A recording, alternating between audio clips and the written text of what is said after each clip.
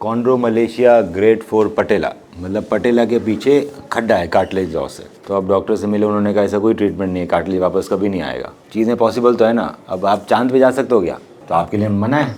America का एक आदमी जा सकता है ना, बहुत पैसे हो तो उसके लिए हाँ है। तो यही फ़र्क है कि चीज़ें हो सकती है। सो कार्टिलेज लॉस का मतलब ये देखो, पटेला के ऊपर ही देख रहे हो, ये खड्डा खड्डा हो गया, ये कॉन्ड्रोमलेशिया मतलब कार्टिलेज लॉस हो गया है इसका। पहली चीज़ तो ये हुआ क्यों हुआ, इसलिए क्योंकि हमारा पटेला ना उठ के चलता है जब हम चलते हैं। तो अगर हमारी वीएमओ मसल वीक है, वास्टस मिडिलिस ऑब्लिकस, या मेरे हिप के फ्लेक्सर्स वीक हैं, हिप के अराउंड की मसल्स वीक, वीएमओ और क्वाड्रिसेप दोनों ही वीक है, या क्वाड्रिसेप स्ट्रांग है, वीएमओ वीक है, तो हमारा पटेला चिपक के चलने लग जाता है। चिपक के चलने लगा तो बेटा धीरे धीरे घिसने लगता है, तो उखड़ जाता है।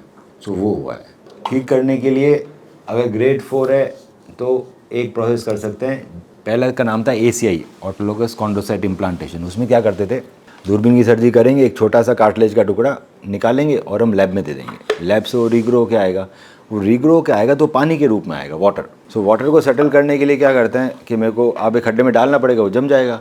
सो खड्डा इधर है पटेला के नीचे, तो आपको यहाँ से यहाँ तक इतना बड़ा चीरा लगाना पड़ेगा, नी रिप्लेसमेंट जितना। फिर पटेला को उल्टा करना पड़ेगा। उल्टा करने के बाद वो खड्डा ढंग से साफ़ करके उसमें पानी डाल दो, जो रीग्रो क्या है कार्टिलेज सेल्स, तो जम जाता है। तो ये ओपन सर्जरी है, काफ़ी बड़ा निशान पड़ता है, जितना नी रिप्लेसमेंट होता है उतना बड़ा निशान पड़ता है। फिर बहुत लंबा रिहैब चलता है। आजकल ये लोग कम करते हैं क्योंकि बेटर टेक्नोलॉजी आ गई है। हम दूरबीन से ही कर सकते हैं चीज़ें, छोटे इतने छेद से। उसमें क्या होता है, सबसे पहले ऑटोकार्ट। सो ऑटोकार्ट क्या, सिंगल स्टेज काट लिए, तो 2 सर्जरी की ज़रूरत नहीं है, सिंगल सर्जरी में हो जाएगा। सिंगल सर्जरी में कैसे होगा कि सपोज़ ये खड्डा है आपके, ऐसा खड्डा पटेला में, सो खड्डे को थोड़ा मैं बेटर करूँगा तो उसमें से कार्टिलेज निकलेगा।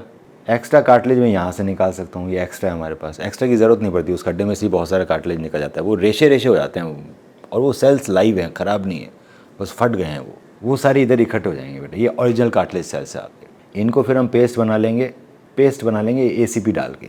अब ये पेस्ट है मतलब ये थोड़ा सॉलिड है, तो इसको पटेला उल्टा करने की ज़रूरत नहीं है चिपकाने के लिए, ये दूरबीन से ही चिपक जाता है। सीमेंट नहीं चिपकती ऊपर, पानी नहीं चिपक सकता है इस ऊपर, पैसे वो पेस्ट चिपक जाता है। सो पेस्ट चिपका देंगे, फिर उसको सॉलिडिफाई करना है पेस्ट को। सो उसके लिए दो चीज़ें काम में आती है। पेस्ट डाल दिया वापस, इसको चिपकाने के लिए सबसे पहले बनेगा थ्रोम्बिनेटेड चैम्बर से थ्रोम्बिन, ये आपके ब्लड से ही बनता है। सो हमारे ब्लड में चिपकाने के ग्लू होते हैं, एक थ्रोम्बिन एक फिब्रिन। सो थ्रोम्बिन पहले बनाएंगे, फिर सेकंड टाइम फिब्रिन लेयर है, तो 2 लेयर डालेंगे, चिपक जाएगा वो। इसके बाद क्या करते हैं, चिपकाने के बाद इसके ऊपर एक और लेयर और लगा देते हैं। लेयर आती है कोलेजन की या फिर HA की, 2 तरह की लेयर आती है, कोलेजन लेयर आती है, HA लेयर आती है। हमारे कार्टिलेज में कोलेजन भी होता है और कार्टिलेज में HA भी होता है, दोनों की आते हैं।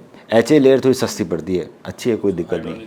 हाँ, उसका मेम्ब्रेन आती है। एक तो आता है इंजेक्शन, वो तो बुढ़ापे में लगाते हैं, वो किसी काम का नहीं है आप में, वो तो लुब्रिकेशन करता है। वो हाइलुरोनिक एसिड हमारे कार्टिलेज के अंदर होता है, तो उसकी फिल्म भी आती है ऐसी।